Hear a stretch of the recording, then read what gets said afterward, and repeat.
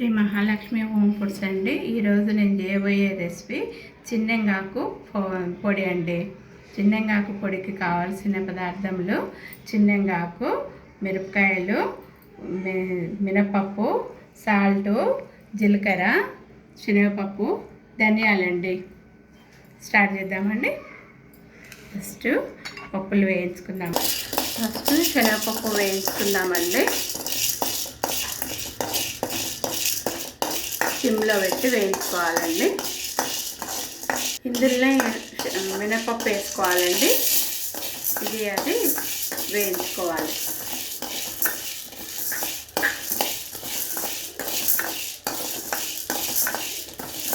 అండి దీన్ని తీసేసుకోవాలండి. కొంచెం ఆయిల్ వేసుకోవాలండి. కొంచెం ఆయిల్ వేసుకొని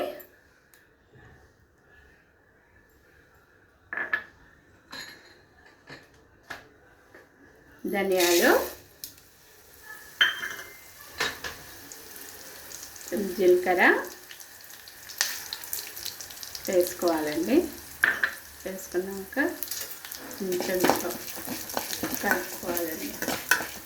కలుపుకున్నాక ఈ మిరపకాయలు వేసుకోవాలండి. దీంట్లోనే ఈ మిర్చి వేసుకోవాలి. రెడ్ మిరపకాయలు వేసుకోవాలి.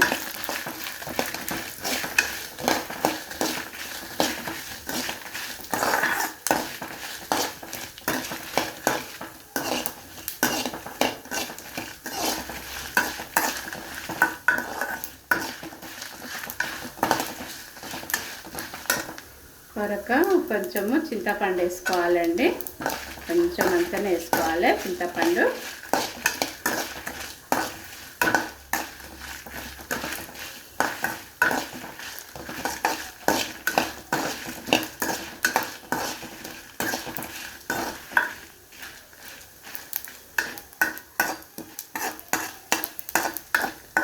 వేగిపోయినాయండి. ఇక నేను వీటిని తీసేస్తున్నా. ఇట్లా తీసేసుకుంటున్నాండి. వేగిపోయినవి.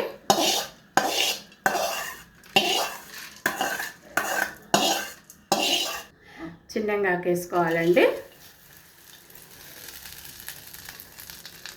చిన్నగాకును కూడా మంచిగా వేయించుకోవాలి. డ్రై అయిపోయేంత వరకు వేయించుకోవాలి.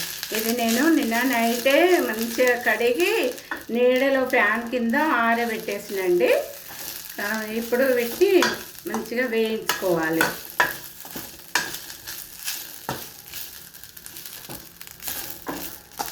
ఒక ముందు రోజు నైట్ ఇట్లా ఆరబెట్టుకుంటే మనకు ఈ పౌడర్ ఎన్ని రోజులున్నా ఖరాబ్ కాదు, చాలా రోజులు ఉంటుంది.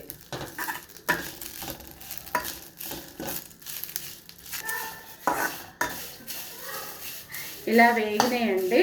ఇలా వేగినాయి కదా. ఇక వీటిని కూడా తీసేసుకొని కొంచెం చల్లారినాక మొత్తము అన్నీ ఒక దగ్గర మిక్సీ పట్టాలండి. ఇంకా మంచిగా ఇట్లా వేగిపోయినవి ఇట్లా గలగల అంటుంది కదా.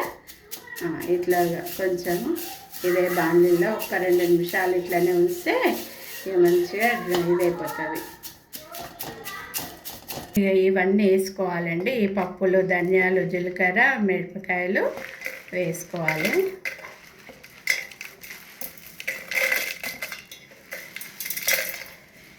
ఇది కూడా వేసుకోవాలండి. మునగాకు, ఇది చిన్నగాకు అది కూడా వేసుకోండి. వేసుకుంటే టేస్ట్ బాగుంటుంది. ఇప్పుడు కొంచెం తగినంత సాల్ట్ వేసుకోండి.